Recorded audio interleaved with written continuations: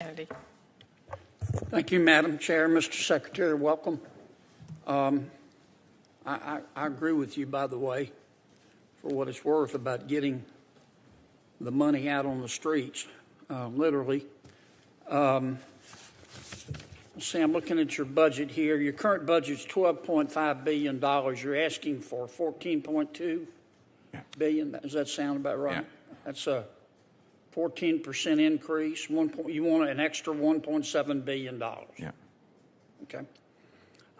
Explain to me why the American people would be better off giving you $1.7 billion than taking that $1.7 billion and spending it on infrastructure.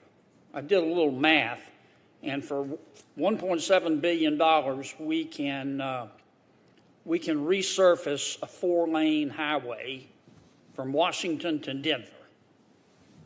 So why are the American people better off giving you more money than putting it on infrastructure? Well, thank you.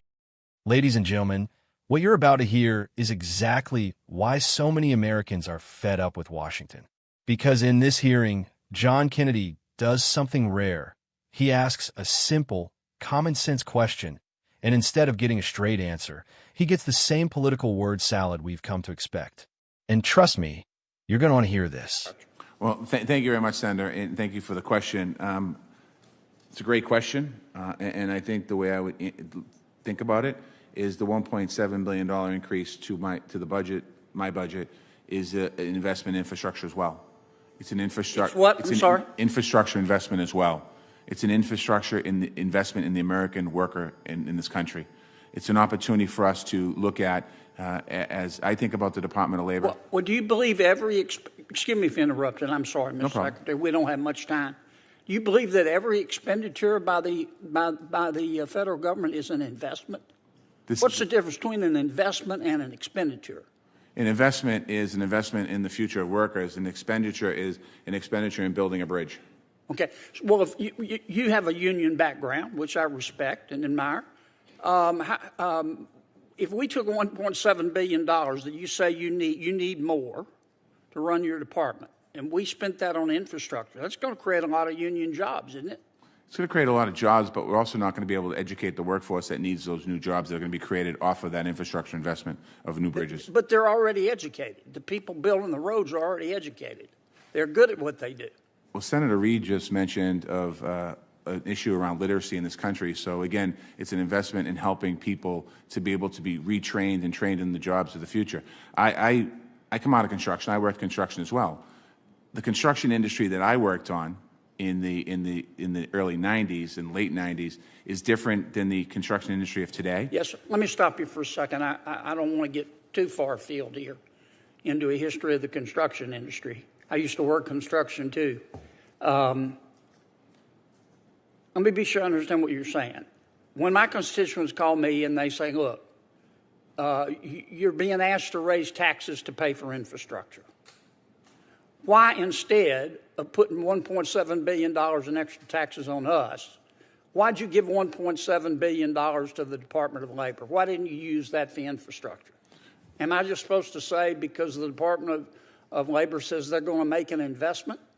What metrics are you going to use this time next year to be able to prove to this Congress that your investment paid off better than $1.7 billion in infrastructure? Well, before I answer that, let me just quickly go back to the tax question. I think the beauty for your constituents is that the infrastructure bills that's being negotiated right now does not raise taxes on the average American who earns under $400,000. So the average American is not paying for that. That's not true. Okay, well, that's not why I'm here today. We just have to agree to disagree. Let me move on because I've got 1 minute left and I like to stay within my time. Does your agency conduct surveys? As far as employee surveys? Any surveys? We do, yes. Okay. Do you pay people? Pay the people to do the surveys? No, to take the survey. I actually don't know the answer to that. Well, here's what I'm asking. I'm not. I don't know. I don't know the answer. I need your help finding something out. One of my constituents got this in the mail.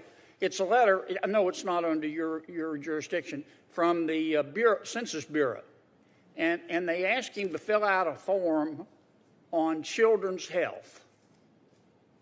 And he opened it up, And look what fell out, a $5 bill.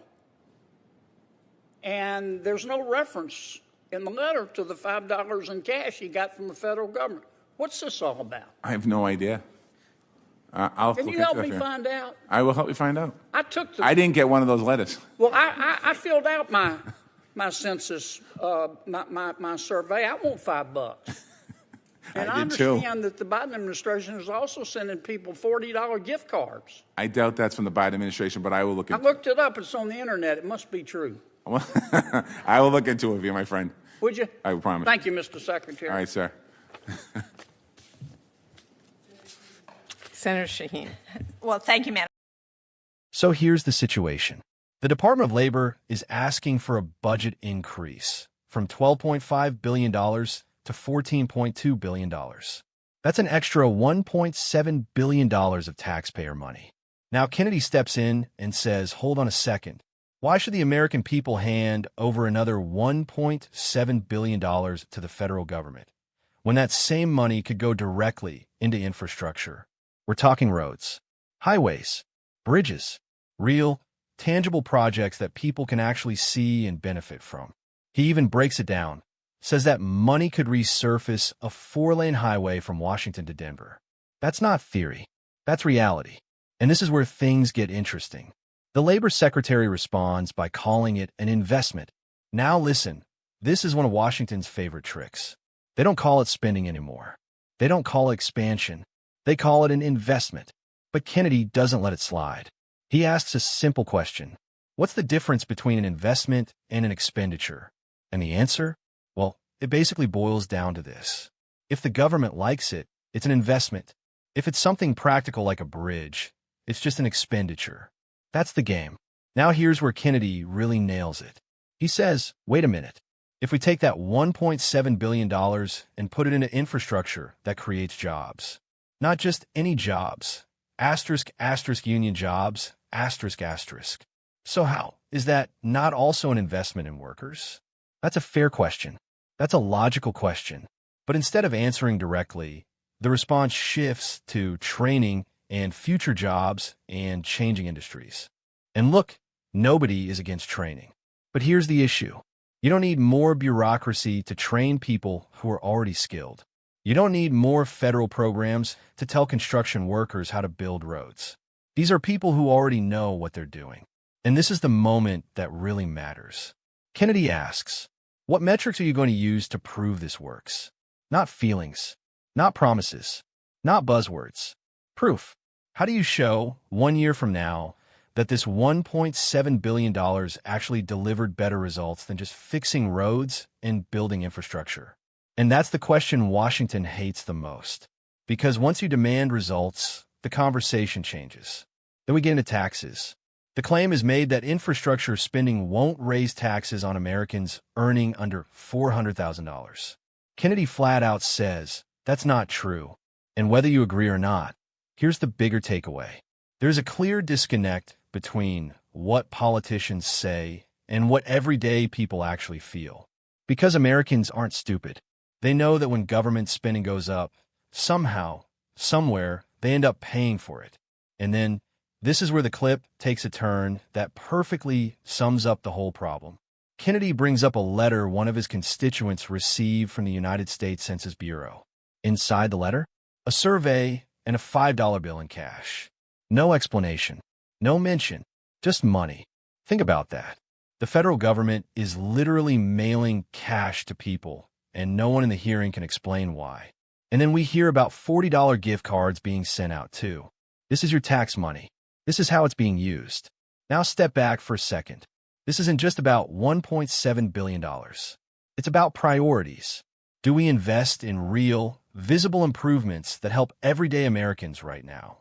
Or do we keep funneling money into government agencies with vague promises about the future? Because here's the truth. Americans don't have a spending problem. Washington does.